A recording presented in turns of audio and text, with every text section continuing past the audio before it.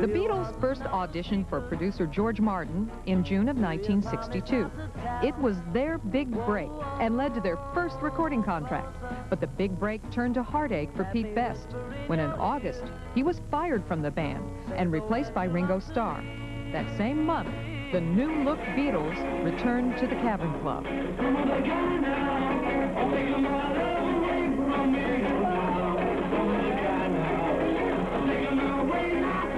Mark Lewison is without a doubt the leading Beatles historian in the world today.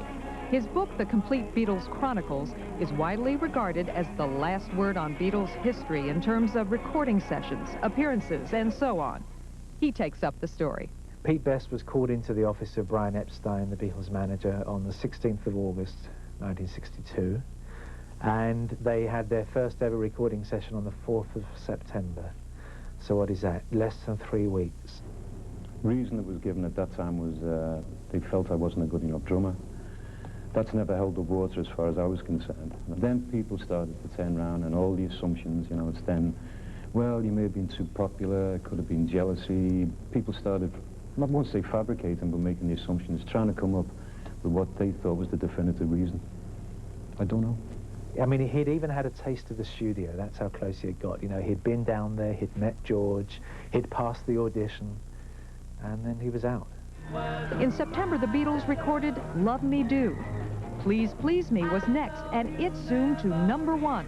Not surprisingly, the Beatles never looked back as they skyrocketed to worldwide fame and fortune.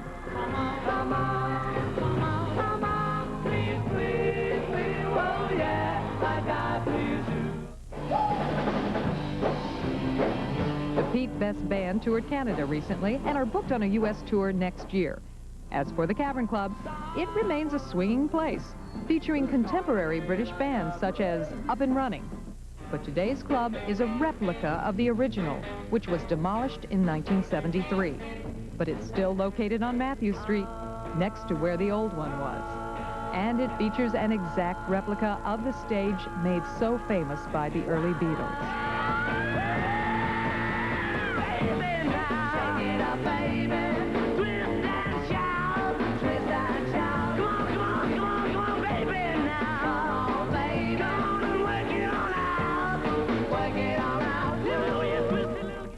Eventually, the Beatles outgrew Liverpool for London because it was London where they recorded, right here at the EMI Abbey Road Studios. And it was from London where they set out on their worldwide tours.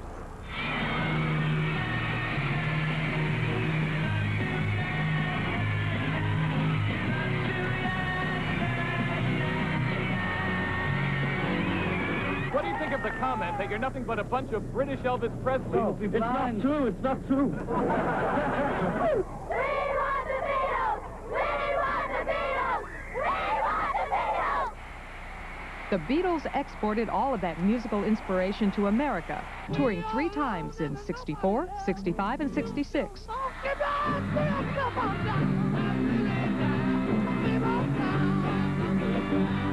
Then in 1966, the backlash began. Controversy raging over John Lennon's inadvertent remarks about the Beatles being bigger than Jesus. The furor was further flamed by American radio stations. But our fantastic Beatle boycott is still in effect. Don't you forget what the Beatles have said. Don't forget to take your Beatle records and your Beatle paraphernalia to any one of our 14 pickup points in Birmingham, Alabama. From Chicago's Astor Tower Hotel, John Lennon apologized to American fans. I just said what I said, and it was wrong, or was taken wrong, and now it's all this. I need a place to hide away. Oh, I believe in yesterday. After the 3rd tour, the Beatles stopped touring forever. They preferred the security and serenity of the recording studio.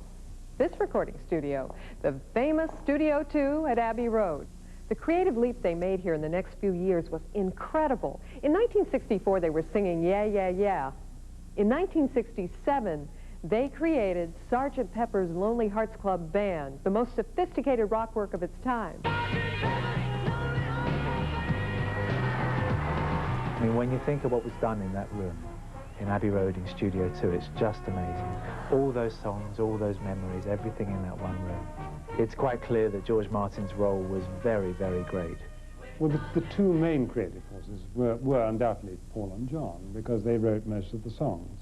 John was a dreamer, and I don't think John ever really realized what was in his mind. It was always better in his mind than it was in reality. Paul, oddly enough, was more adventurous than John. Everyone thinks of John being frightfully avant-garde and so on. He was more keen on experimentation than anybody.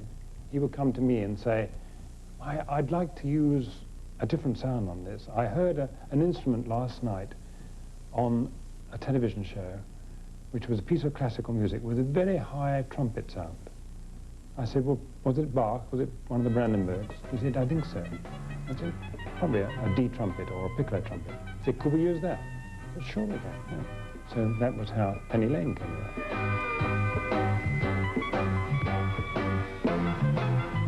When it was time for a brand new project called the Beatles Anthology, Martin returned to Abbey Road Studios, because that's not only where the magic occurred, it's also where the rare Beatles music archive is.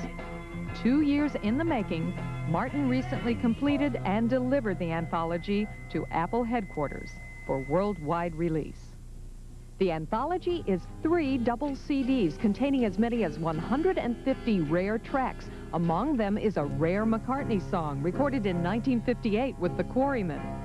2 more are by John Lennon, unfinished solo demos called Real Love and Free as a Bird, which were recently completed and recorded by a reunited Paul, George, and Ringo. What we do is we lead the CD with the new song, Free as a Bird, which we figure is what people are waiting to hear, you know, how we did on that. So that's the opening track. And then what we do is flash back. And then it goes up, I think, into our Hamburg material that we recorded a couple of songs for Polydor. Just kicks. I mean, it kicks. It's so great.